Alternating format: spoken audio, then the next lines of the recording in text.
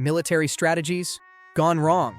I mean, they just didn't plan enough. Operation Barbarossa. Sick name for a sick operation of a sick group. It's an SS joke if you didn't get it, now it's not funny. Anyway, it's the code name for Nazi Germany's invasion of the Soviet Union. It was one of the largest military-related attacks during the Second World War. It was driven by Mustache Boy's belief of Lebensraum, meaning living space, for the German people, which was a very Eurocentric thinking. He wrote it in his book, Mein Kampf. It's basically, attack the Soviet, Germanize the Soviet with German people, then put the Soviets in concentration camps for free labor. Operation Barbarossa began in 1940 after a series of blitzkrieg wins in West Europe. Charlie Chaplin's impersonator issued Directive 21 on the 18th of December that same year, which only meant one thing. Directive 21, attack the Soviet Union. Same method, blitzkrieg. Heil. Invasion time. It was the 22nd of June, 1941. Partially delayed because of some other things happening in the Balkans. The attack had 3 million German and Axis troops with it, the largest in history. Operation Barbarossa had 3 primary points of attack. Army Group North targeted Leningrad, Army Group Center aimed for the capital Moscow, and Army Group South went for Ukraine. And if Army Group South wasn't a foreshadowing of what's happening now, I don't know what was. Some Soviet leader dude called Joseph Stalin didn't listen to the warnings he got, so they were caught off guard by these simultaneous attacks. "Hey, we signed a non-aggression pact with you, Germany. Why are you like this to us?" said Stalin. But whose rights did the Nazis care about during the war? None. At first, the attacks were perfectly in sync with every mission being a success. Without missing a beat, the Luftwaffe, Germany's air force, destroyed the Soviets' air force on the ground. Well, that's because they weren't in the air, so there, the air and air force was unusable. They were just force. Of course they're gonna get blasted. The panzer divisions also obliterated, surrounded, annihilated, and destroyed many huge Soviet formations. Don't mind the fact that I basically said one thing in 5 ways there, you get the point. The cities of Minsk, Smolensk, and Kiev were overrun and captured by the Germans. And that was about the end of the Nazis' total domination. The attacks pushed for the deeper parts of the USSR, but they had a hard time doing that. Mainly because apart from the Kremlin offices, there's nothing in Russia that was developed by that time. Germans were welcomed by the bad roads of the USSR, which was made worse when they lacked supplies to use for invasion. Soon enough, the Blitz became rapid, and the rapid became classical because the attacks were that slow. It was because of this guy's decision to put all of the Nazi resources into taking down Ukraine instead of focusing on the larger landmass. This redirection of resources allowed the Soviets to gear up, regroup, get their head in the game, gather all their troops and weapons, and up their defenses in the meantime. By this point, the Germans did something faster the Russians couldn't do today. That's invade Ukraine fully at the Battle of Kiev. The Germans got 600,000 Soviet soldiers as prisoners of war there. But you can't put everything everywhere all at once, and this win slowed down the Moscow attack by weeks. I guess the Nazis didn't prepare Operation Barbarossa well enough. Well, I mean, I wouldn't include them here if it didn't fail. What's wrong with me? Anyway, the German forces weren't ready for that Russian season. There's this thing called Rasputitsa in there. It's the muddy season. This made the roads talk and tell everyone, "Nope, you shall not pass here. You see this mud? You have quicksands, we have quick muds." And this was the beginning of winter basically, and the Germans didn't have clothes for that. Cold as hell. But it wasn't like Hitler was the kind of guy to lead soldiers to invading countries and exterminating religious races only to retreat. They continued the push for Moscow in October of 1941. They got to about 12 miles of the capitals. "Hello, Germans! We're now ready," said the Soviet soldiers who geared up from those weeks that Germany was still attacking Ukraine. "Oh, who's that?" Seems like they also got help from Siberia. What's Siberia? That's still Russia, but whatever. "Hello, Germans! I'm Winter. Have a hard time with your frostbites." Well, that was another thing. The German army got no food, no fuel, no ammo in the blistering cold of this attack. Perfect timing that the Soviets stopped the all-defensive mode and went full-on counter-attacking the Nazis in early December of 1941. So the soldiers of the Nazi Germany either got annihilated, pushed back, or got turned prisoners of war. That's Operation Barbarossa for you. Charge of the Light Brigade. So either Russia was overpowered in the olden days, or military strategists just overestimate their knowledge of Russian things. The Crimean War was a war where Britain, France, and the Ottoman Empire teamed up to fight Russia for, well, territories. I mean, they were winning at the start, like in the Battle of Alma River on the 20th of September 1854. The Brits and the Frenchies used Minié rifles to fend off Russians and all that. I wonder where it went wrong. Ah, there we go. The Battle of Balaclava is where everything went haywire. The Russians did a counterattack on the 25th of October 1854. The British commander in Crimea, Lord Fitzroy Somerset Raglan, watched the Russians attempting to remove British guns from the captured fortresses on the Causeway Heights. After this, he issued armies to defend the guns. This was where everything started to spiral down. The order was delivered by Brigadier Richard Airy and carried by Captain Louis Nolan. When the order reached General George Bingham, the Earl of Lucan, who commanded the cavalry, he was like, "Wait, what's this for? Do we defend or do we attack?" Because he didn't see any guns being removed that they had to defend. He asked for things to be clearer. But this dude, Louis Nolan, was known to hate Bingham, quote-unquote, clarified things by vaguely pointing to the valley where the Russian artillery was. Bingham thought they were gonna attack that. Just freaking great. Since Bingham thought it was an attack, he relayed the order to his brother-in-law, James Brudenell, the Earl of Cardigan, who led the Light Brigade. Let's just say they didn't know what they were supposed to do, but they were too obedient with the orders that they didn't ask for any more clarifications. Brudenell led his brigade of about 670 men into the valley, flanked by the Fedyukin Heights and the Causeway Heights, directly towards the Russian guns. Well, didn't end well. That Russian artillery was heavily guarded and they ate bullets, boulders, and Nolan died first. Haha. They retreated, but 110 soldiers got killed, 160 were wounded, and they lost about 375 horses. I mean, that wasn't the goal. So, yeah. In a game of chess, I call this a blunder. The Battle of Little Bighorn, also known as Custer's Last Stand, took place on the 25th to the 26th of June, 1876. I wonder where this happened. Little Bighorn River. Like, in Montana? It's in the name. Anyway, it was basically the U.S.'s and Lieutenant Colonel George Armstrong Custer's 7th Cavalry Regiment versus the alliance of Lakota Sioux, Northern Cheyenne, and Arapaho tribes. We had a treaty. In fact, we had 2 treaties. We both agreed that we will have exclusive ownership of the Dakota Territory in the west of Missouri River. Why did you have to break it? Now we go to war, said the tribes who thought they were safe because of the Second Treaty of Fort Laramie. But if the U.S. was known for one thing in the 1800s for wars, it was that they like making treaties only to break them. Like these treaties. See? They like to break stuff. That's a stupid strategy though, because you can't talk peace and have a gun. Now you might say in the comments, go read a book, blah blah blah, they actually tried to buy the land after the treaty, or something. While it was true that they tried to buy Black Hills in 1874 after the miners heard about gold in that place, the tribes refused. But the thing was, the United States of America never takes no for an answer. I thought it was just for oil, never knew it was for gold too. But hey, whatever makes them rich. In the late 1875, the U.S. issued an order for all Lakota and Cheyenne to return to their reservations by the end of January 1876. Expect the tribes to say no because of the treaty. Apart from the treaty, many tribes did yearly buffalo hunts, so the government got a no thanks from the people. By the 1st of February 1876, everyone who was not in the reservation was considered hostile, and the War Department got involved. Whatever makes them rich. The military response here had 3 simultaneous attacks to get a hold of the tribes, kinda like the 3-point attack of Operation Barbarossa. One of the 3 attacks was led by General Alfred Terry, and that had Custer's 7th Cavalry. The unit had 600 men going to Fort Abraham Lincoln on 17th of May. On the 22nd of June, the unit left the camp to go to Yellowstone River, inching a little bit closer to Little Bighorn Valley to eradicate the quote-unquote hostile ones. By the 24th of June, the military already got to Busby, Montana. Sir, we see a big native village near this area. I think we should attack them so we can get the gold for ourselves. How do you know about the gold? That was meant for us. You're just a pawn in this. I'm a part-time gold digger, sir. That didn't come out right. I'm a miner outside being a soldier, sir. Okay, we will start advancing at night so they can't see us. Got it, sir.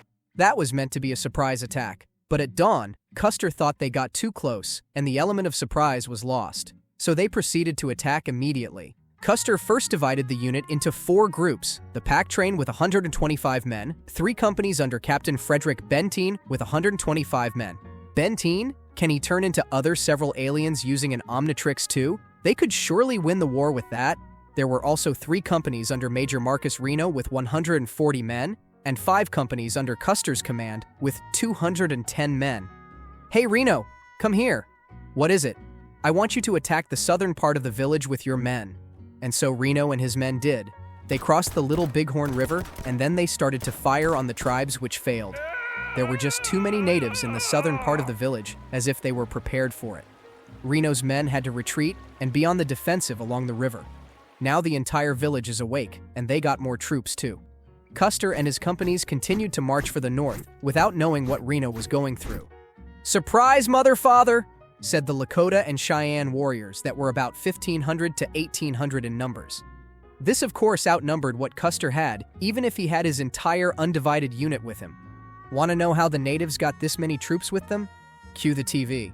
And now we see the native leader Sitting Bull doing a sundance ceremony. That is the native way of predicting stuff that Nostradamus' end of the world in 2012 prediction will be put to shame. It seems like Sitting Bull now has the result of the battle in his mind, Doctor Strange style. Let's see what he has in his vision. We will have a great victory against these Americans. So get your weapons, and we will fight. It seems like the warriors got inspired. We do hope they win. Lieutenant Colonel George Custer's men were quickly surrounded by these warriors in the north exit. Some shootings, some more shootings, and even more shootings. But even with Custer's attempts to regroup and retreat, there were just too many warriors. In an hour, all of Custer's 210 men, and including himself, got annihilated by the Native Americans. Total fail. The Battle of Carrhae. Marcus Licinius Crassus, a Roman general who wants to extend his power to other places, plus wealth, plus military power. He wanted to give his military a shot at war by doing a campaign against the Iranian dynasty, the Parthian Empire, in 53 BCE. Crassus wanted to match whatever his other two triumvirs got. But the thing was, the other two people were Julius Caesar and Pompey, only the two most powerful political figures in Roman history. I mean, I'm not taking away anything from Crassus's achievements. It's just that he was like Kevin Jonas of the Jonas Brothers, not that popular with the crowd. Anyway, Crassus wanted to invade Parthia using a direct method, like just go through the deserts of Mesopotamia and battle the hell out of Parthians quickly. King Artavasdes II of Armenia said, "No, you can't do that. You need to go through the mountains of Armenia so it will be more favorable for you because that's how military tactics go." Wanting Crassus to have a better position, Crassus said, "How about, let's see." No, and wanted to do his own tactic. Let him be now. He might be cooking, he didn't cook anything. Even if he had 44,000 men with him, they were not that prepared in terms of tactics and the type of land they'll be going through. On the other hand, Parthian leader Serena with his army, made up mostly of horse archers, knew their land like the back of their hands. As Crassus's men marched to Carrhae, the Iranians did the Parthian shot. It's basically a fight and flight mechanism, where horse archers would be running away while shooting archers at the attackers. But the Romans were too used to fighting armies with the same tactics. They didn't expect the Parthian shot to come their way. To defend, Crassus went like, "Okay, do the testudo." Testudo is the tortoise formation where they cover themselves with their shields. The downside of that was they could barely move if they did that. Barely moving meant an easy target for the Parthians, and that was exactly what they did. Not only did the Serena's army made a hurricane of arrows, he also ordered some heavily armored cavalry to attack the tortoise from the front. What now, Crassus? You went to invade the Iranians, but failed. Plan B, anybody? Crassus's plan B was to negotiate a truce, if it ain't the audacity of him. He asked for a truce, but a Parthian soldier allegedly grabbed the reins of his horse, which escalated things until Marcus Crassus died with his son Publius. About 20,000 Roman soldiers died in that war, and 10,000 were captured. Those who were taken got publicly shamed at the Parthian capital. If that wasn't enough, they got enslaved. If he just listened to that Armenian king. The Battle of Bannockburn. The first battle/war for Scottish independence. Something that Mel Gibson would scream freedom for. Except that Mel Gibson's freedom was for a completely different fight. The Battle of Bannockburn was fought from the 23rd to 24th of June, year 1314, in the Red Corner, weighing in at 130,279 square kilometers, with a record of 4 wins and 3 losses. England! In the Blue Corner, with a landmass of 78,782 square kilometers, and is looking to stay the heck out of everyone's business, but can't because of England. And with a record of 5 wins and 8 losses, Scotland. The Scots were led by King Robert I, or Robert the Bruce, or whatever you want to call him, against the English's army that were being manned by King Edward II. It was in 1313 Robert the Bruce said, "Acknowledge John Balliol as your tribal chief or lose your lands." Who the hell is John Balliol? He was the ousted Scottish king. Basically what this battle was all about was the Englishmen taking back what they invaded, which was the Stirling Castle, because the Scots took what was theirs. Yeah, it was all about invading castles in the medieval era. This taking and stealing of the Stirling Castle led King Edward II to say, "You know what? I'ma go out there, gather maybe thousands of men, because I need to go and get the whole Scotland. These Scots don't learn a thing. We even limited it to castles only." Then he formed a battalion of 13 to 25,000 troops against Scotland's 6,000. From the get-go, you know the Scots were outnumbered. First Scots soldier should fight at least 2 Englishmen. Robert the Bruce specifically chose his base to be near the village of Bannockburn for strategy purposes. His troops would be in the woods close to the Stirling Castle, and they were divided in 4 groups of spearmen. On the 23rd of June, Michael Buffer announced, "Let's get ready to rumble," when a group of English soldiers led by Sir Henry de Bohun said, "Holy crap, is that their leader?" That's their leader, right? I don't have an idea. I'm a pot maker. I don't know why I'm here. I swear to God that's Robert the Bruce. Do we have a photo of him? I mean, I'm not gonna lie, he looks like any other freaking Viking that ever existed. It's gonna be hard as freak to find him. No, I'm sure that's him! Attack now! So they did. I mean, they saw Robert the Bruce riding a small horse with just a battle axe as his weapon, and oh my god, you won't believe it. Robert dodged the attacks on some Baki-level skill and gave Henry de Bohun that Saitama one-blow treatment. He legit ended de Bohun with one strike that shattered the hearts, minds, and souls of the English army. Imagine spending days riding a horse, only to get erased in one shot. They could have at least made a script so de Bohun would stand a chance. On the other hand, since the Scot leader actually manhandled the team captain of England, the Scots got more motivated. On the 24th of June, King Edward got too demoralized, so he just decided to cross the Bannockburn. If they thought they were fine, they were not fine. The entire Scottish army emerged out of their base in the woods to get ready for battle. What could the English do? They were surrounded as heck. One mortar attack and everyone's high-fiving St. Peter. Because of their confidence, the English archers thought it was fine, but they got rear-ended by some other Scottish troops. Nothing worked for the Englishmen, so they got desperate. Some English army followers improvised banners, but their own allies thought it was additional Scottish soldiers and fled the scene like the wussies they were. King Edward II was escorted to the Dunbar Castle after they realized that the battle was lost. Out of the more than 10,000 English troops, only 3,000 got back. That's what you get for having a cockishly confident attitude as your military strategy. The Bay of Pigs invasion, US versus Cuba. Well, more of the US versus Fidel Castro because he was aligned with the Soviet Union in the 60s. This made then-President Dwight D. Eisenhower to order the CIA to oust Fidel Castro from his position in March of 1960. The CIA hired and trained about 1,400 Cuban exiles with all the needed skills to overthrow Castro. These men formed Brigade 2506. They were trained in Guatemala under Operation Pluto, where the goal was to invade the Bay of Pigs on the 17th of April, 1961. In hopes that they would sway the public opinion to their side and overthrow Castro's regime.